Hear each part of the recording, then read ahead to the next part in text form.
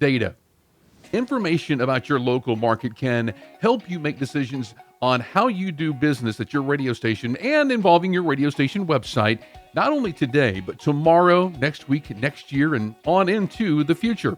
Today, we're talking with one of the leading experts in the country when it comes to small to medium business market data. And we're going to get his insight on how that data can help you transform how you do business, not only at your radio station, but online at your radio station tomorrow, next week, next year, and on into the future. Today, we have the one and only Corey Elliott from Borrell Associates. And we'll do that right after this. You're listening to Better Radio Websites, the definitive podcast for radio professionals who want their websites to generate more traffic and substantial revenue. Get time-tested techniques, secret tricks, and valuable tools in online content, marketing, analytics, security, social media, and much more. Ready for your radio station to dominate digital in your market? Here we go. Hi, it's Jim, and welcome to Better Radio Websites, the podcast that wants to help you get more visitors and the most revenue from your radio station website. And today we have the nation's foremost authority on local advertising. If you haven't seen or heard Corey Elliott online, you've likely seen some of his work in the various charts that Borrell Associates publishes throughout the year. He leads Borrell Associates' ongoing surveys of local marketers, the largest survey of small to medium businesses in the entire country, and the company's expansive database of local advertising and marketing expenditures. He's the co-host of the Local Marketing Trends podcast, along with Gordon Borrell, and he also hosts a biweekly video program called Corey's Local Marketing Minute on YouTube. Corey, welcome to the podcast today. Thank you so much for being here. Thank you. Thanks for having me. Pleasure being here. Awesome. And you're at the home office today, I guess? Yes, this is the illustrious home office in Williamsburg, the bustling metropolis of Williamsburg, Virginia. Well, it looks great. Look, do me a favor. Kind of I'm very familiar with Borrell Associates and what you do, because I mean you're really kind of a rock star to me. Because I've been to webinars and I've been to conferences or whatever, and I've seen Borrell data on the big screens and in presentations and whatnot, and that's your work, right? Yeah. Well, first of all, you've got to expand your horizons. That's number one. Number two, Borrell Associates is all about we capture, we capture, analyze, and forecast local advertising spends. So we're all about what's happening in local media with local advertisers, not so much the national stuff, because there's plenty of people out there looking at national trends and things like that. We try and get down onto Main Street and say, hey, here's what's going down on Main Street, and here's how it affects local media companies. So that's our gig. That's what we do, and we do it across the nation, every county in the U.S. And so companies buy this data, and that helps them do what? Yeah, it helps them understand where the money's moving, right? Mm-hmm. So most of our clients are media companies or ad agencies. Some pure plays in there too, but anybody who's interested in the local media environment and where money is predicted to go, where it's been, where it is right now, and where it could go. That's what we help them provide. And then we also like to consider ourselves kind of the bridge between local businesses and media companies, because we run an SMB panel, we run local advertiser studies, we get inside the head of a local advertiser, of a local business, and they tell us stuff that they might not tell media companies or reps that come into their door. And so we kind of move that information back and forth between a media company and a business, and trying to bridge that gap and kind of help everybody. Yeah, exactly. Now, have you ever come across somebody that says, I'm not really interested in all that data stuff, and I just want to go and do what I've been doing for the last 20 years. Oh yeah. There's the definition of insanity is rampant out there, right? I mean, it is, it's amazing how much how much people won't rely on data. And in fact, we just completed a survey, and I'm not even picking on media companies now. I'm going to go back and pick on local businesses. Because the one thing that local businesses tell us over and over and over again that they want from media companies is ROI. They want to understand that the money they're spending obviously is making some kind of return, right? Sure. And so we quizzed them. We said, okay, do you have any process to set that up? Do you have anything that captures that? Moreover, do you base your decisions on data or gut?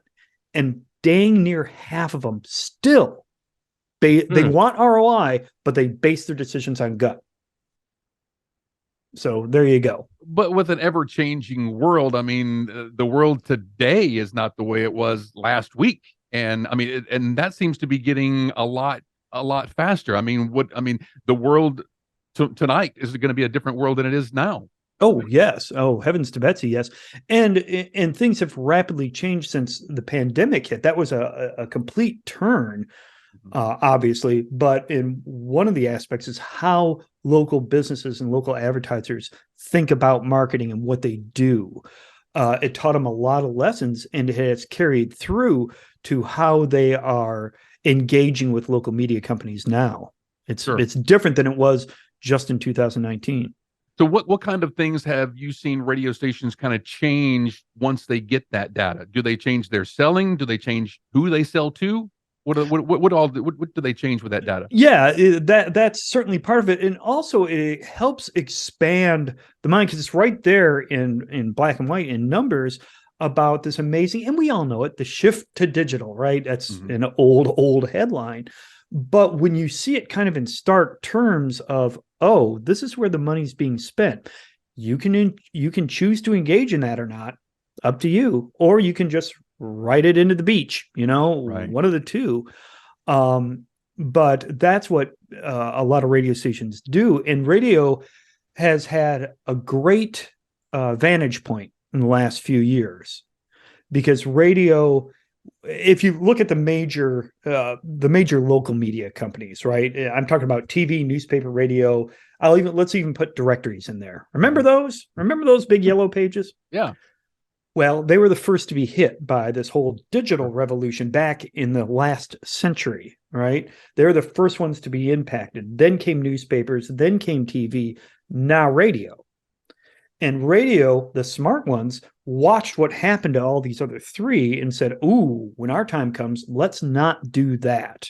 Let's not ignore the world of digital, and let's get ahead of it as much as we can right now. And so there are some cool things happening out there in radio stations. What do you think? So what are they doing to kind of keep themselves forward? Are they offering SEO, website design, all this other jazz? Or if they want to survive, they are. And the reason I say that, there's a couple of things that fall under this category of really cool things that are happening.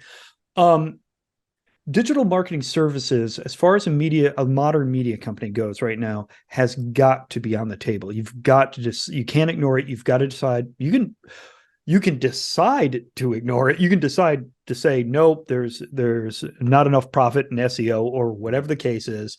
You can decide, but it's there. It's being bought. I always like to say, if you don't believe me, imagine all of a sudden you are now the proud small business owner of a hanger manufacturing place, sure. Specialty hangers, right? You just started your business and you've got your first dollar to go spend on getting your name out there. I'll give you a choice. Do you buy a radio ad or do you build a website? Oh, easy. Well, exactly. Website. And then after you get that decision taken care of, okay, do you buy a newspaper ad or do you invest in your social media presence? Oh my gosh, you have to have something to point these people to whenever the ads need to point the people somewhere. Exactly. Point being, in this day and age, there is so much more to spend my money on before I even get to those traditional advertising types that falls into this realm of digital services. That's just where we exist now. Sure. So that's one thing. The second thing is local advertisers and local businesses have told us, Borrell, over and over and over and over again, what they are looking for from a local media company is a marketing partner, somebody who has some kind of marketing savvy that can help guide them through what to do. Mm-hmm. They're not asking for a bunch of products. They're not asking to, boy, can I go have lunch with your GM? They don't care about that. What they care about is, how do I get somebody to understand they need a hanger, want a quality hanger, come to my shop to buy a hanger, and then go brag about it? Sure. How do I connect those dots? If you're sitting at a media company and you can help me connect those dots, then you got my business. Yeah. You have to do everything that they're looking for whenever they start wanting to sell hangers. Yeah, exactly. Yeah. Exactly. All right. So speaking of websites and radio stations, how are radio stations doing with their websites? Have you seen any kind of data on that? Oh man, every radio station website out there is just awesome, isn't it? It's just really well put together. Right? No, you know that. No, it's not. There's some of the most horrible web designs on the internet out there. We're talking 1990s stuff. Yeah, the best that 2003 has to offer, right? Yeah. I think there are, and we can pick on those guys all the time, but the website 9, who am I talking to? I know who I'm talking to, is the storefront for your website. And remember, I'm looking at things very much from a business point of view. So not so much the consumer and what the consumer does and how the consumer acts with everything.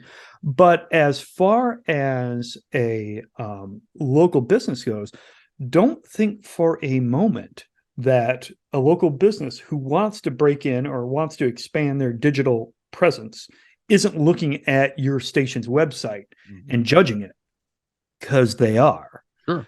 Why would I invest with somebody who says they can help me with my website when their website looks, like I said, the best that 2003 has to offer? Right. So that's not going to get very far. But there are some out there, and the other thing that's happening with really smart, it's a Midwest Family Radio, is doing something really clever, I think, and I'm sure there are others out there. But I got to work with them a little bit, and they understand the importance now of first-party data and being able to collect any and all first-party data they possibly can. And one of the major ways to do that is through your website, right? Whether it's signing up for emails or this, that, or the other thing. And they're collecting and building this own data, because who knows what the hell is going to happen with cookies, right? So let's just put that aside. Yeah. Maybe something, maybe nothing, who knows? But let's cover our bases and make sure we have a hearty first-person data set so that we can go back and offer our advertisers a way to connect to the people that are important to them.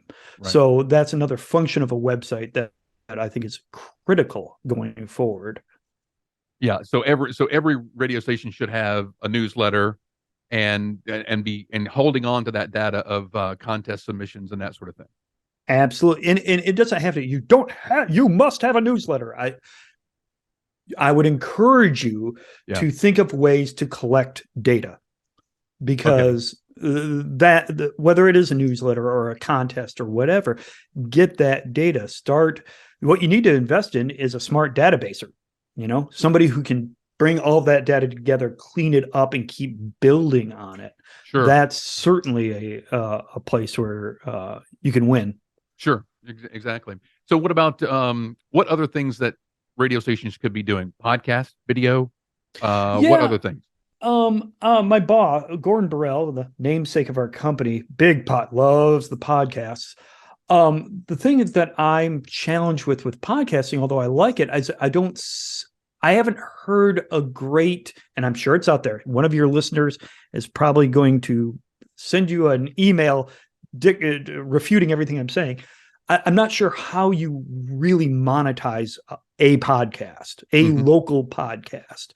I'm sure, like I said, I've just issued a challenge. I'm sure it's out there somewhere. Yeah. But I'll tell you what radio is sitting on is this other term that's been bandied about quite a bit is influencers, right? Everybody's an influencer. You're an influencer. We're all influencers.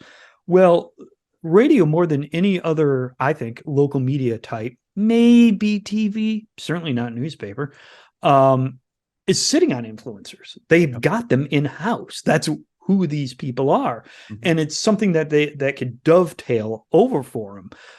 We were talking before we got on about videos, about video, and that's the one thing to add that a radio site could add is the visual element, right? So there's another, I can't remember. There's a station that's doing a great job with their DJ influencer and sending them out to, the local home improvement place and just shooting little 20 to 30 second TikTok-y things out there. And it's driving business for these guys. Mm-hmm.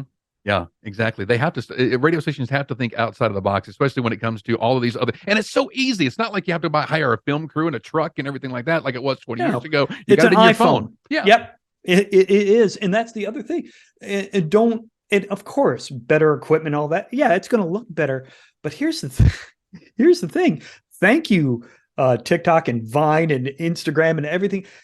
We've all gotten kind of used to non-professional looking stuff. Right. It doesn't really, and the younger you are, the less you're fazed by it. Yeah. Exactly. So it can be done. Yeah.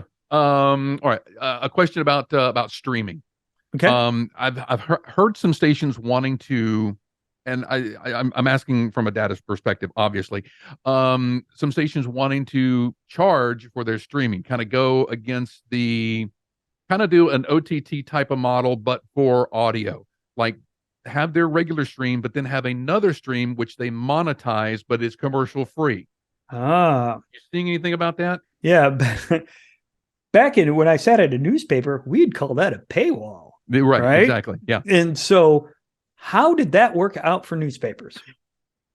And I'm being snarky, but it is a chance for radio stations to understand, okay, what did happen with that? Did it work anywhere? What can we learn from that? Do we have enough? Do we have something special enough that we could charge for it? That's the challenge with a lot of newspaper websites and I have sat in those rooms where these decisions were made, and sometimes it worked and sometimes it didn't. Where it didn't work is when the newspaper was a little overconfident in their own journalists and saying, well, people are going to pay to read our guys because we've got the best guys, right? And the community went, yeah, no, not so much. So it's a real, it's a sobering thing. It's understanding, what do we have that nobody else has? Yeah. And what's not the cost of that, but what can we charge for that? So it's going to be different for everybody, but I would make sure you do a very sober self-inventory, kind of like you're going into AA, I guess. Right.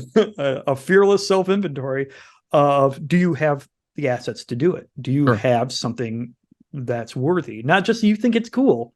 Do you have something worthy? Yeah, exactly. All right. So referring to the Radio in 2032 podcast episode, because I do listen to, what do you see radio and the radio station website in 10 years? Oh God. That was a challenge. We're referring to the podcast series we did over the summer, my boss and I, where we would challenge CEOs and higher ups about what they thought their plans were for 2032, 10 years out. What's it going to look like in 10 years?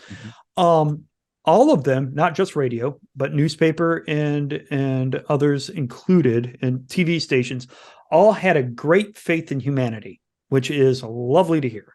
They all are sure that their listeners, readers, viewers are going to be around in 10 years, and it's going to be great. Didn't hear a whole lot of incredibly new things like, we're going to beam songs directly into people's brains or anything like that. Yeah. But everybody certainly believed in themselves and that they're still going to engage the local consumer. I think that's true. I think the more you can pivot to, and it's a giant pendulum, right? Especially for larger larger media that have, a family of stations, or, the iHearts of the world or whatever, where it's the pendulum always shifts between centralizing everything and then driving it down to the local level. And then, and I'm talking about years in between this. Sure. Yeah.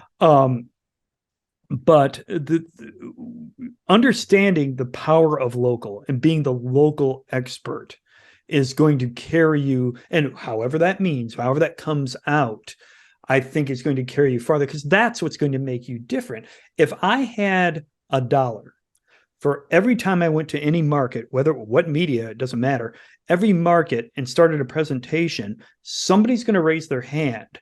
If I say radio is going to go up 5% or whatever the status is, somebody will raise their hand and say, well, yeah, but my market's different.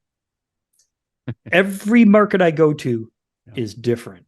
And I kind of tease about that, but it's true. Then lean on it, lean into it. How do you develop that market? How do you be the Des Moines expert? How do you beat everything else?